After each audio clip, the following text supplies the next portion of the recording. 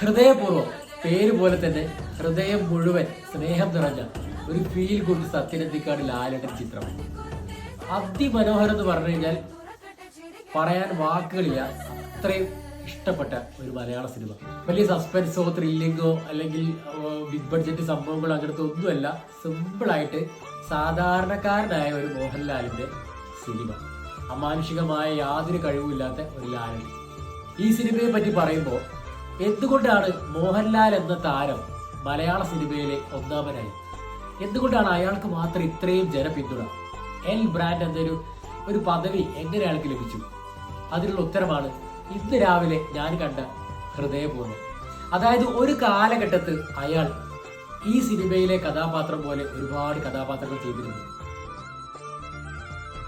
ഇപ്പൊ ഇത്രയും മതി.